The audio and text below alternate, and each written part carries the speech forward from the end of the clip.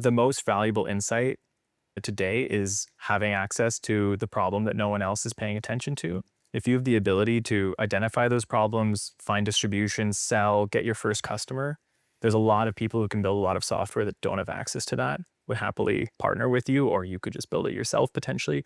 So if you have that, lean into it. If you don't, maybe try and do some weird stuff with your career that will get you exposed to non-consensus stuff that you can double down on.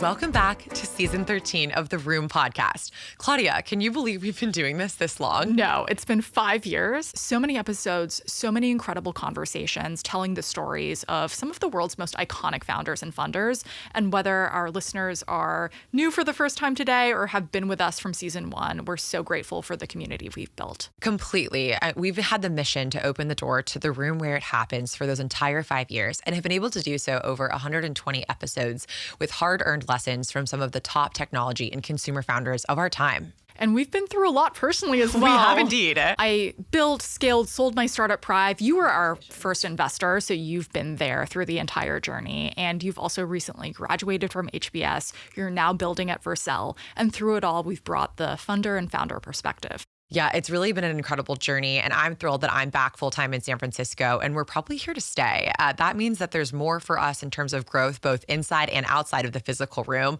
But what's important to have really out there is these stories, and we've been able to do so over incredible guests from the CEO and founders of Flexport, Perplexity, Partiful, Zapier, Zillow, Vanta. I could go on. These guests and their enterprises have generated over $100 billion enterprise value and really, frankly, moved the markets. And growing, especially in 2025. With everything that's going on in AI. So I'm so excited to share season 13 stories that are maybe a little bit more AI focused than past seasons. Absolutely. And you can find us IRL and URL, especially with our events such as our annual conference Inside Summit or upcoming SF Tech Week events and beyond. And if you want to get information around those events, subscribe to the Room Podcast and subscribe to our newsletter at theroompodcast.com. Perkins Coie supports the most innovative entrepreneurs and investors in fast-moving and high-growth sectors, addressing their myriad of legal needs. But the firm doesn't just provide end-to-end legal and business counseling to its startup clients.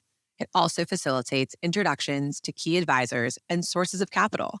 Perkins Coie's interactive website, Startup Percolator, offers access to programs, resources, and rich dynamic content designed to assist entrepreneurs on their startup journey. To learn more, go to startuppercolator.com and Perkins Coie, COIE.com. This podcast is brought to you by Mercury, the banking platform businesses like the Room podcast use to simplify their finances. It's time banking did more than hold your money. Now it can. With Mercury, you can pay bills in seconds, close the books faster, and even send invoices. Not only does Mercury do away with a patchwork of tools, it eliminates guesswork, giving you complete and accurate visibility into your business's finances, all from one account. Apply in minutes at mercury.com. In this Inside Summit episode of the Room podcast, we're joined by an exceptional group of builders shaping the AI landscape. Moderated by Ash Kumra of AI Collective, this panel brings together Chris Messina, product leader and creator of the hashtag, Grant Lee, founder and CEO of Gamma, Noah MacCallum, product leader at OpenAI, and Malte Ubl, CTO of Vercel. Recorded live at Inside Summit, this conversation explores what it takes to build durable AI products in a rapidly evolving market. The panel digs into how teams move from experimentation to sustained impact, where real product differentiation is emerging as models commoditize, and how leaders think about ownership, leverage, and scale in this next phase of AI. With perspectives spanning frontier models, developer platforms, and AI-native applications, this episode offers a grounded look at how the best operators are navigating velocity, ambiguity, and long-term bets without losing sight of execution. Let's open the door. Before we get started, since we have 4 amazing people here, could you just briefly introduce yourself and tell us what you do currently, just so everyone has context? Why don't we start with you, Noah? Hi, everyone. I'm Noah MacCallum. I'm at OpenAI. We're actually starting a new applied evals team internally, so I'm a founding member of that. We're focused on identifying gaps in API capabilities and figuring out how to improve models so that you can all build more effective products on top. Thank you. Hi, everyone. My name's Grant. I'm the co-founder and CEO of a company called Gamma. You can think of us as building the anti-PowerPoint. If anybody's stayed up late at night working on a deck, trying to format it, find the right layout, we're going to try to save you some time. So we use AI to help you eliminate all that, minimize the manual tedious work, and try to help you with visual storytelling. Sweet. I'm Chris Messina. As Ash suggested, I'm the inventor of the hashtag, which was like 8,000 years ago. More recently, I help a lot of founders go to market in terms of telling their story, mostly on a platform called Product Hunt. But before that, I worked at Google. I worked at Uber. I've been on developer platform teams. I worked on a lot of open source and open protocols for the social web, and was also a founder of a conversational AI company back in 2017. So I've done a bunch of random things because I'm not good at anything. And so I'm here to be the gadfly on this panel. Hey, I'm Malte. I'm the CTO of Vercel, Madison's employer. Yeah. Thanks for having me.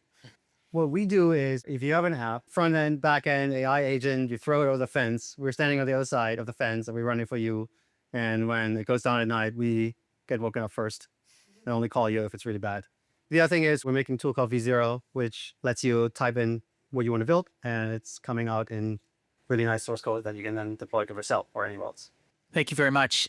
There's a theme that I've been hearing about in the AI landscape, and it doesn't matter what size of your company, it doesn't matter what industry you're in. It's even in general news, like mainstream news. It's called ethical AI. Is anyone here familiar with this term? Is anyone like me or like, what is this term? Because I don't know about you, but I keep hearing more and more about ethical AI. And I'm just curious, and we'll start with you, Noah. What do you define as ethical AI, and how do you feel your company is helping address it? Of course, ethical AI is super important and something that we care about a lot internally. There's a lot of dimensions to this, and it's important to try and pull it apart. And it ranges from inherent model bias, and is it providing outputs that are harmful to individual users and maybe more of a per interaction way, all the way through how do we make sure that there's not any big scary sci-fi risks for the models becoming autonomous or recursively self-improving and so on. And we're paying attention at every level of the stack. We're now a global company, hundreds of millions of weekly actives, and the decisions we make have huge impacts on people's daily lives. In particular, we were reporting on sycophancy being a problem where the models are being a little too agreeable for users. So if you say, hey, is this a good idea? You don't want the model to say that everything is a good idea. There's many ways that we can imagine that failing. I think it's an example of, how we showed up to identify that based on feedback in the wild, providing a postmortem on what went wrong and what we're going to do to improve. It's kind of part of our broader stance of iterative deployment, where we know that the way that these things fail in the wild are impossible to predict. So we'll just kind of ship on a very bounded but fast cadence and try to fix things as rapidly as possible. Thank you.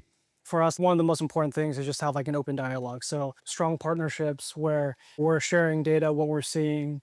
One other avenue at the application layer that we think a lot about early on is around like trust and safety and the things that people are using our product for. And a stage of startup that we are today, I think we're investing in that much more than I think prior startups have had to.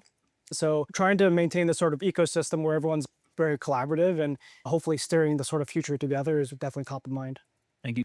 The challenge with talking about ethical AI is that you have to start talking about like ethics, and that concerns human values and what is important between people and cultures and societies. What I have found, having worked on social media for so long, is that a lot of the technologies that we build are downstream of our own idiosyncrasies and our own unaddressed traumas and the things that we don't know how to talk about or don't have language for. Or if we do have language for them, the language then essentially with a large language model is somewhat deterministic of the outcomes that might happen. There's been obviously some terrible instances lately where people have gone down rabbit holes where talking to a chatbot that gives them a sense that everything that they think is a good idea or something that is appropriate or is acceptable or where self-harm is okay is something that in normal culture with normal humans, typically, you don't have a great deal of structure to actually unpack that conversation and to support in a way that's helpful. If someone were to come to me and ask about suicide, I would want to be there for them, but that doesn't mean that they're not going to be pursuing that direction some other way. And so when it comes to ethical AI, I think we have to be pragmatic and realistic to look at our own culture that is informing these technologies and not put the entire onus on the technology producers themselves. In other words, like we have some responsibility to become more clear about our behavior and how it informs these things, as opposed to assuming that creating a censorship regime is going to prevent all negative applications of these technologies. Thank you. Maybe to give a slightly different perspective, I think one thing that's important is often you talk about AI and immediately the ethics question gets asked.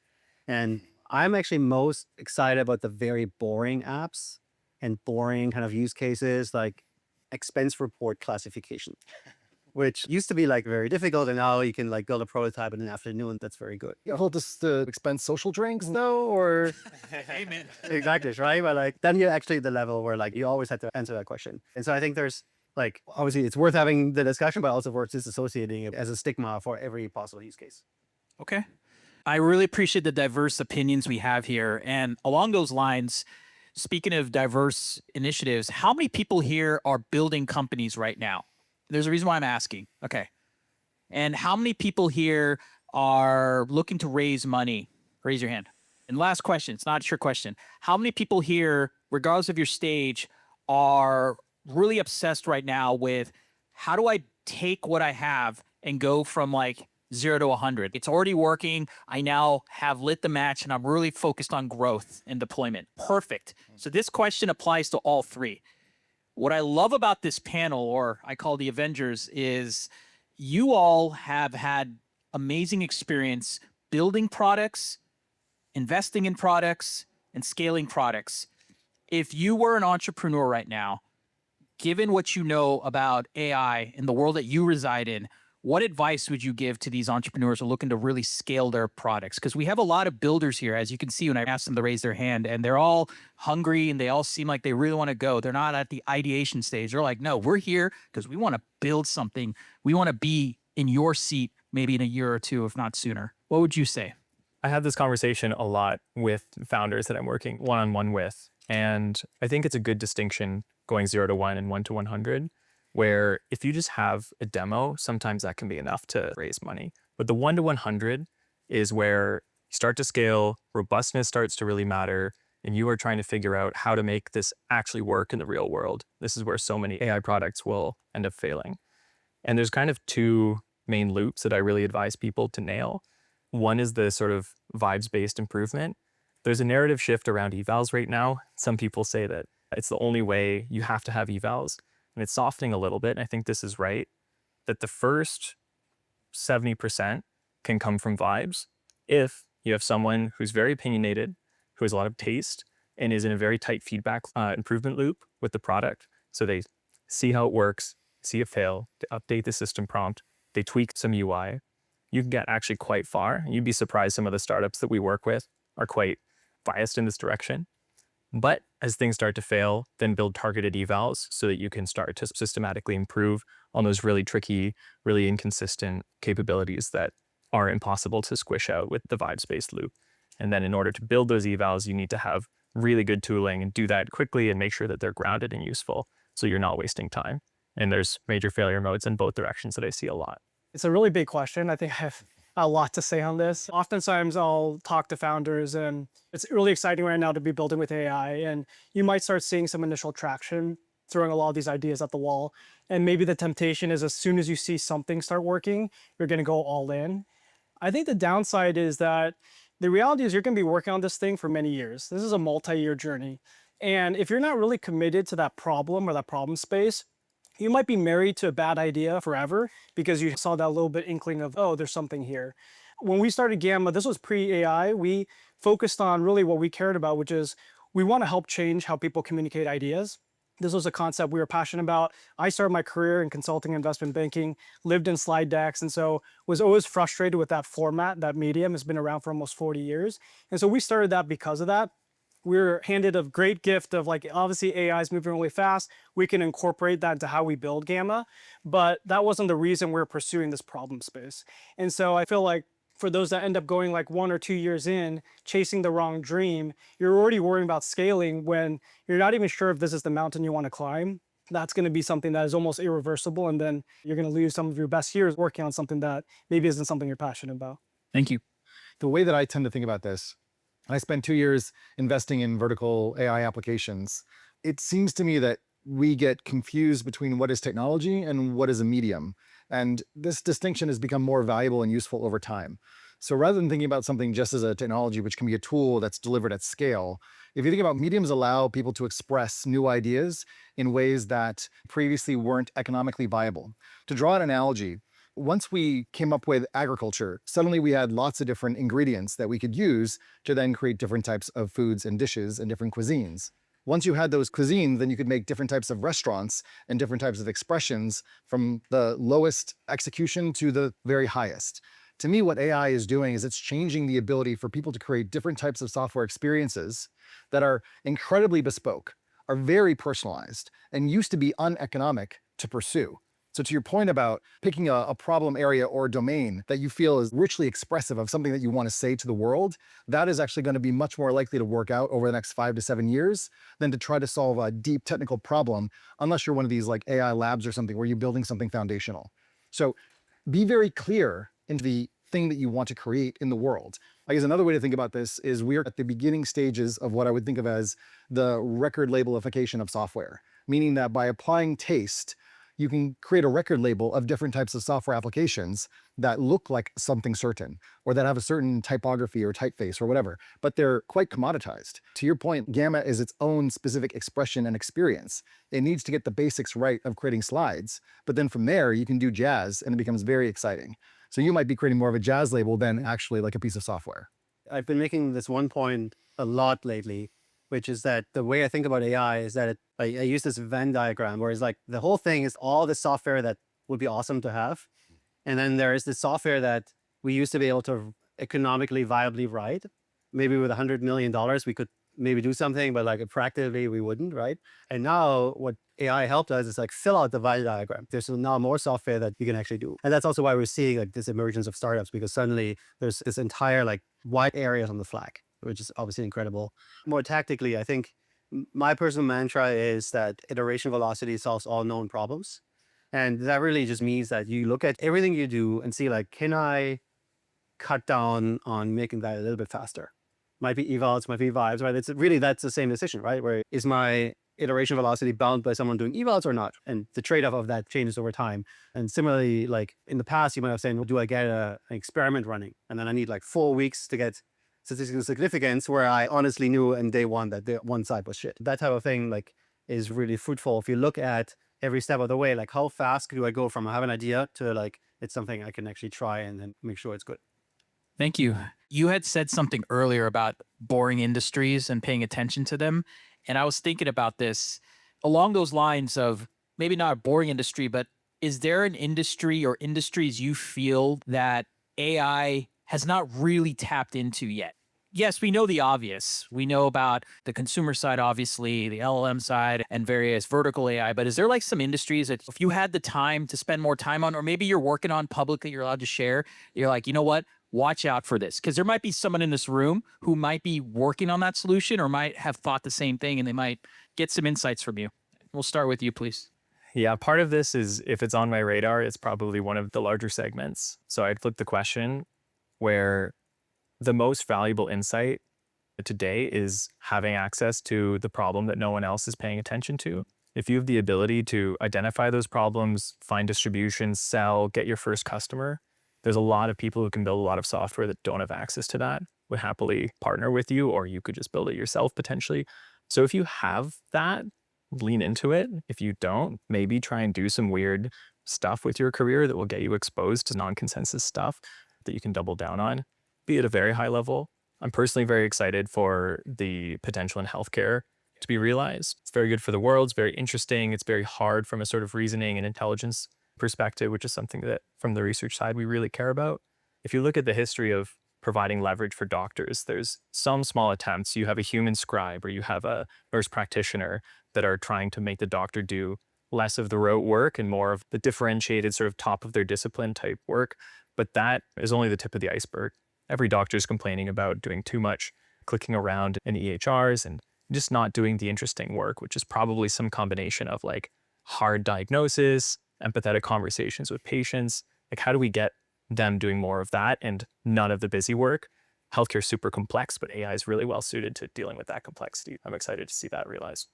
Is there anyone here working in healthcare at all? Healthcare, you are? You should definitely talk to them after. That's a cool topic. Thank you for sharing. There's a lot of different AI applications. In your mind, you can ask, is it good enough for the AI to be an intern or does it need to be an expert? We're trying to build Gamma such that our AI is going to be your expert design partner. So every step of the way, AI can help you. That doesn't need to be the case for all applications. I think when you look at certain applications today that are very successful, like customer success or customer support, certainly coding, there's almost this failover where even if AI doesn't get it right, human can still be in the loop and help pick things up where it left off. And so I think it's helpful just to understand different applications will have different needs. Maybe your skill sets will be well suited for one versus the other, and just give that some thought as you're exploring ideas. Can I ask you a follow-up on that? Just focusing on Gamma for a second, because I realize this question might be a little out of the focus of what you're working on. Is there an industry or type of vertical that you were surprised to see a lot of customers penetrating with Gamma? Early on, where we saw the sort of most usage and stickiness was around small teams that are doing a lot of external facing communication. So sales and marketing teams, client people that are pitching their clients, customers, prospects, partners. And what we thought was that, okay, as we get bigger and bigger, even large organizations, large enterprise, it would be maybe the sales and marketing teams. What we're seeing today is actually there's a demand for a much more wall-to-wall deployment, which is everyone's using slides, as they call it, like the language of business. Large organizations use it as a way to spread information and make decisions, make really tough decisions and important decisions. And so Gamma could be a replacement for that language. And that's what's been surprising to us, is that if you can actually create a new creative language, you can earn the right to actually be replacing the incumbent in this case. Thank you. My response to that is going to be challenging if you guys are looking for pragmatic answers. I wouldn't expect anything less from the inventor of the hashtags. Don't worry about it. I try on the one hand not to like over fixate on my own lived experience, but it's hard not to because I lived it. And when we were early building social media and I came up with the idea for the hashtag, we were solving a bunch of different problems to try to decentralize the social web. And the thought was that the web had been built mostly for academics and for the military and was a way to distribute documents. And we knew, many of us being 24 in San Francisco 20 years ago, that people needed to be represented on this network as well. And so we went to work solving that problem. The reason why I'm not going to give you a pragmatic answer is because essentially I and many of my friends had a vision for the future about how people would behave, and they would probably behave more like us. And as a result, we needed to make those technologies easier to use, more transparent, and more engaging. Many people at the time wrote or thought that the things that we were doing were stupid or crazy or that no one would ever do them. Who's going to post pictures of their breakfast to social media? And now social media is this crazy force on the world. Therefore, when you think about what you're going to do over the next 5, 10, and 20 years, imagine as though you actually succeed. And if you actually succeed, what is it that you achieved? I'm all about finding ways for organizations to have better internal communications, but it might not be a matter of actually creating better slideware to do that. It's more about, I don't want to put words in your mouth, but I imagine it's about clarity of thought and then communicating those right messages to the right people, perhaps with deep personalization based on the audience and what's relevant to them. That doesn't exist today. You create a slide deck, you send it around, it's the same for everybody. It doesn't have to be that way in the future. So you asked about opportunities and things that I'm looking at. I'm still trying to solve the same social media problems and social networking problems that I was working on 20 years ago. And I still think that they're very interesting. And I think the future is going to be made up more of like digital twins and personal agents and custom agents that are interacting with and on behalf of ourselves. And the ways in which we control those things are completely unknown right now. So that's what I'm excited about. Just a follow-up question, if I may. Along those lines, though, similar to what I asked with Grant here, was there a certain behavior or a certain type of audience that you have seen accelerate that you didn't expect when you were in those initial heydays with your colleagues building the hashtag and building, at the time, Twitter? And was it called Twitter then? It was definitely Twitter. Definitely Twitter, yeah. I guess I'll answer that differently because I was building a conversational AI before we had the LLM. It was incredibly brittle and it was stupid. You'd talk to it and then like you'd go a couple turns and it would just like fall off and you'd be like what happened? Once I saw ChatGPT come out, I posted it to Product Hunt and then it became Product of the Year. That is what caused me to become an investor because I knew that was the linchpin of the thing that I was missing. So the degree to which there's a younger generation coming up where they are able to have conversations with artificial intelligences as though it's normal.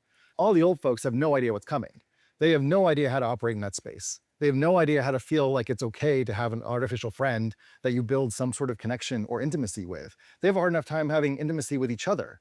If you imagine like the electron generation, like having electron intimacy as being normal, that's going to set a whole bunch of new behaviors for the next 5 to 15 years. So I look at that and the adoption of ChatGPT. We were right about what we were trying to build before, but it was the LLM that unlocked that new possibility. And if you imagine language being the original software, meaning that you can change it, right? Like the hashtag is a piece of software that is linguistic software. I changed language so that we could communicate better through groups. That is what we are all giving to each other through the LLM. Thank you. I think one mistake we all are making all the time, because that's where the world we live in, so we still have a scarcity mindset on what software should exist.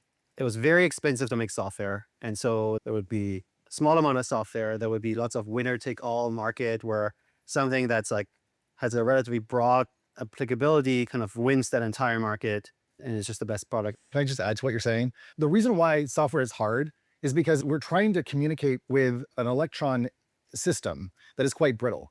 And so when you have an idea for what you want to have happen, you have to communicate that in such a way that the computer can understand it and then perform that function over and over again. And the more that code builds up over time, you get more and more complexity such that any different thing that happens could break. So LLMs allow the system to become much more dynamic and comes closer to the way that we actually communicate and think ideas in this sort of like glossy, patternistic way that's resilient relative to the way in which we used to build more brittle systems. So to your point, like the reason why we can have so much more software is because we can communicate in a way that's natural to us, as opposed to having a very small number of wizards that could write the incantations that computers could use effectively. And so like what that means is that almost none of the software ever rewritten has been written. You are asking like, are there still any opportunities left? Yes. Essentially all of them are still left. We're like building a platform for deploying agents. Okay, we have to have some demos. And you're like, oh, I can't think of any. And so you go to like your finance person and you're asking them, what do you really hate about your job? And they're like, bam, bam, bam, bam. You're like, holy crap. Every single one of these, I can just build, right? Like this used to be like very difficult to build software. And I think I've been having this experience basically in every field. So every field has just abundance of opportunity and almost all of it is implementable. What is something you are working on right now? And please focus on a specific product. I would rather you talk about something very specific since we have builders here. Is it a product? Is it a feature? Is it an upgrade? Something that's on your mind that you're working on in your spare time outside of your day-to-day. Why don't we start with you? Currently, I'm obsessed with coding agents and how to be the best model for coding agents. And in service of that, how to accelerate the flywheel that I was just describing. Can't share much more than that. But if there's anyone that has complaints about coding agent performance with OpenAI models, please come talk to me. Yeah, we like to dog food a ton at Gamma. So one of the things we're just releasing now is our own API. And I oversee all of our marketing efforts. So one of the things we're really excited about is now that we're going more into B2B from our prosumer roots, starting to actually expand into selling to organizations, is all of a sudden I can automate all of our deck creation. So any customer client I need to pitch, I can take my notes from Granola. As soon as the meeting's done, it can send that to Gamma. I can give an immediate recap of everything we discussed, all the deliverables, all the action items. And before the meeting's even done, I can have that email to the client or email to the customer. So we're really excited about that. I think that allows us to kind of not only fulfill the vision of like true personalization, but automation at scale. And I can imagine now that once we actually have a sales team to arm them with that, it's going to be a really powerful unlock. Thank you.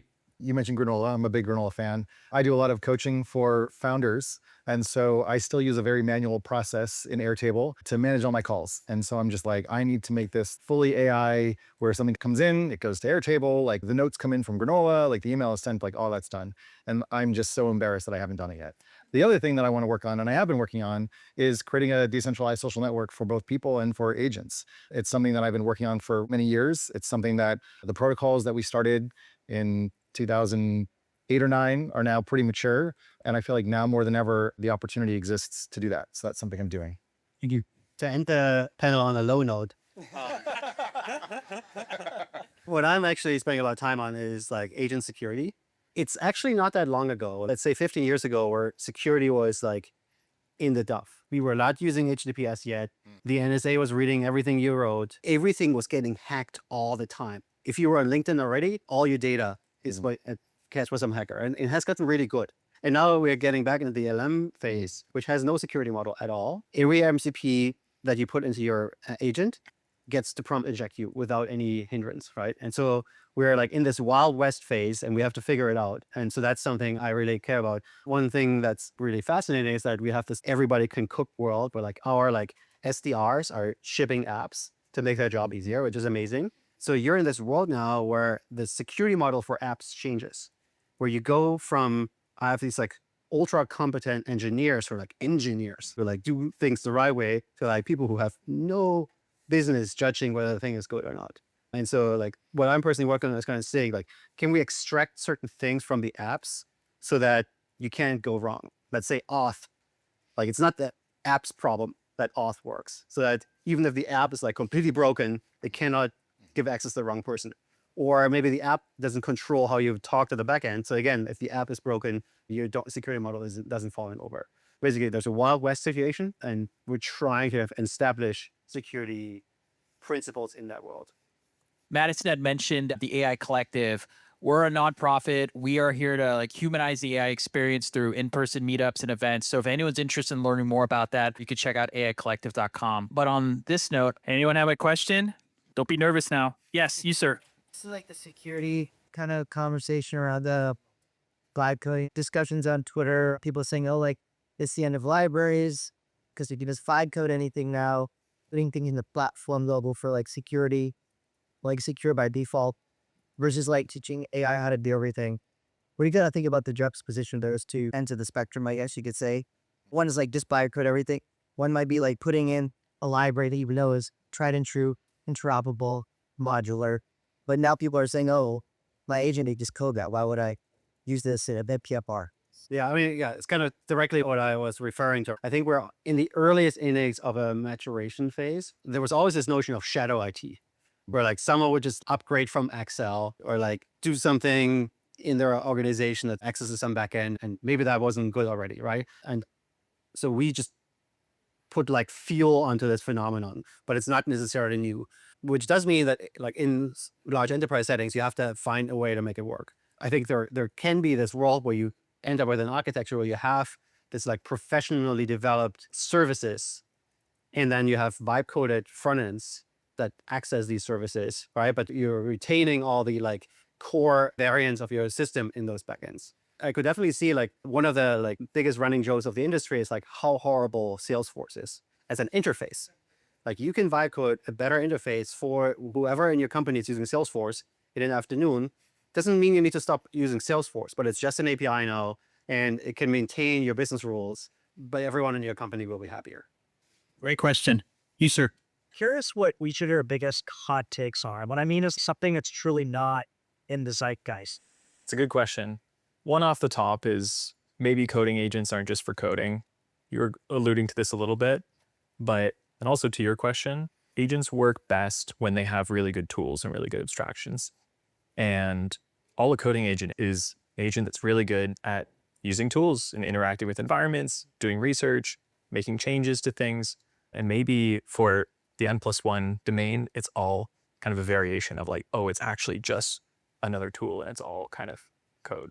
Anyone else want to answer that? The guys of VC, like I guess I can say that conventional VC might be dead, which makes it very strange for me to sort of be in this position, but I don't know how capitalism is going to change or evolve. And this is also going to sound totally messed up. And so you asked for hot takes, so here you go. Like sometimes you come up with ideas and it's just not the right time. So communism and socialism might be actually like the right idea, but just the wrong time. We didn't have the right means of production. We didn't have abundance. We didn't have scale. And so there were a lot of externalities as a result of going down that path that really worked very poorly for humans at the time. But in the future, where you have a lot more services or agents managing things and having a deeper sense of what's going on and the metrics to know like what's working and what's not, maybe some of those concepts are worth re-investigating. Now, I'm not proposing that. I'm not saying we go directly there, but I think it's worth thinking about the ways in which we've tried to solve problems in the past and recognize that the timing maybe just wasn't right. To specifically ask about MCP, definitely overrated technology. You either own the server or you own the agent. But very often, if you build a startup, you own both the tool and the agent, and you definitely don't need MCP. It's only for when you want to be in ChatGPT, and eventually they'll maybe allow non-developers to use MCP. That's cool, right? That'll work because you don't own the agent. ChatGPTs, or you are ChatGPT and you want someone to give you some stuff. But if you build in an agent, you don't need it. I want to thank everyone, especially our panelists. Thank you all for attending. This is such a great experience. It's truly an honor to be your moderator for this. Thank you. Thank you so much for joining us at The Room Podcast. If you want more from The Room every week, subscribe to our newsletter at theroompodcast.com/newsletter. We'll be back next week with a new episode, an inspirational guest, Tuesday, 10 a.m. Eastern, 7 a.m. Pacific. See you in the room. Perkins Coie supports the most innovative entrepreneurs and investors in fast-moving and high-growth sectors, addressing their myriad of legal needs. But the firm doesn't just provide end-to-end legal and business counseling to its startup clients. It also facilitates introductions to key advisors and sources of capital. Perkins Coie's interactive website, Startup Percolator, offers access to programs, resources, and rich dynamic content designed to assist entrepreneurs on their startup journey. To learn more, go to startuppercolator.com and PerkinsCoie.com.